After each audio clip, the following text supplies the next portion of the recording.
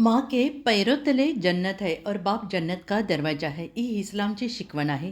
या शिकवणीनुसारच पावसाळी वृद्धाश्रम सुरू असल्याचे मनोगत लोकसंदेश न्यूजचे संपादक सलीमभाई नदाफ यांनी आज बोलताना व्यक्त केले. हौसाई वृद्धाश्रमात आज रांगोळी स्पर्धेत उत्तीर्ण झालेल्या सर्व तरुणींना प्रशस्तीपत्र आणि बक्षीस देण्याचा समारंभ लोकसंदेश न्यूजचे संपादक ज्येष्ठ पत्रकार सलीमभाई नदाफ आणि चंदनदादा चव्हाण यांच्या सून स्नेहल चव्हाण यांच्या हस्ते पार पडला. आणि यावेळी अध्यक्षस्थानी बोलताना सलीम नदाफ यांनी म्हटलं आहे की ही आपली संस्कृती आईवडिलांना सांभाळण्याची आहे, आजी आजोबांना सांभाळण्याची, परंतु आज या संस्कृतीचा ऱ्हास होत चाललेला आहे. संस्कृतीमधून आपल्या आईवडील आजी आजोबांना घराबाहेर काढून त्यांना रस्त्यावर सोडण्याची प्रवृत्ती आता निर्माण झालेली आहे आणि या प्रवृत्तीमुळे हे हौसाई वृद्धाश्रम निर्माण झालेलं आहे.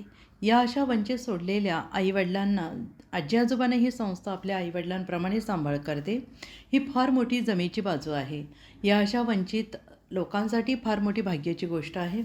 या लोकांचे पालकत्व सांभाळत संस्थेचे अध्यक्ष संदेश भंडारे यांनी ही जबाबदारी योग्यरित्या पेललेली आहे. संस्थेच्या कार्याबद्दल कार्याची सर्व माहिती त्यांनी विशद केली आणि यावेळी रांगोळी स्पर्धेत उत्तीर्ण झालेल्या सर्व तरुणींना बक्षीस देण्यात आले. लोकसंदेश न्यूजसाठी सतीश भादुले यांचा रिपोर्ट. गुंटेवारी चळवळीचे जनक चंदनदादा चव्हाण यांची सून. पप्पांनी आमच्या नवीन पक्ष काढला जय हिंद सेना म्हणून. त्यातून उमेदवारीसाठी अर्ज रणजित चंदनदादा चव्हाण यांनी भरलेला आहे. त्यांचे चिन्ह कब्बशी हे आहे. येत्या 15 तारखेला मतदान त्यांना करून विजयी करावं अशी मी तुमच्याकडे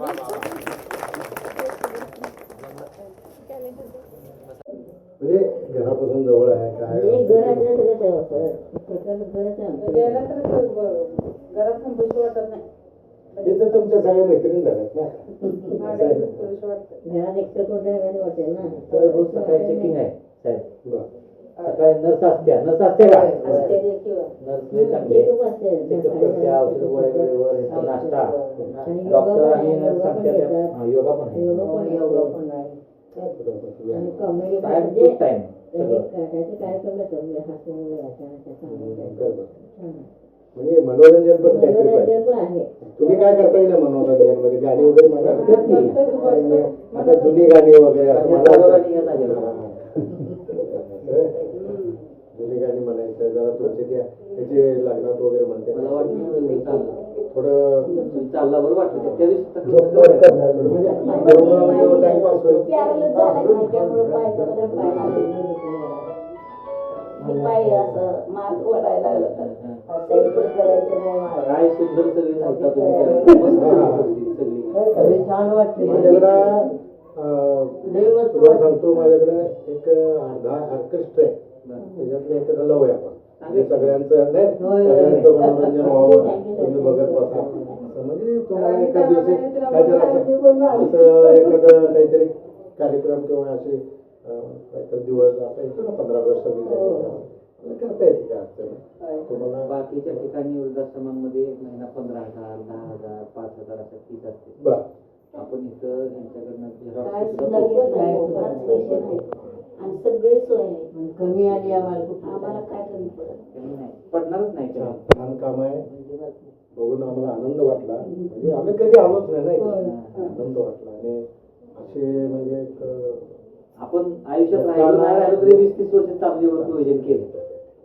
छान काही ना आणि आमच्या परी तुम्हाला काय बाबा म्हणजे एखादा असं कोण देऊन घेऊन होत नाही, पण कायमचा इन्कमचा सोर्स मी करून कायमचा. म्हणजे तुम्हाला एखादं घर भाड्याने दिलंय तर ते देते नाही इन्कम, याला वापरता येतो. ठीक आहे. हे आमचे भाई आहे आणि लोकसंदेश न्यूज संपादक आहे. लोकसंदेश न्यूज आहे, माझ्या नावानं न्यूज आहे.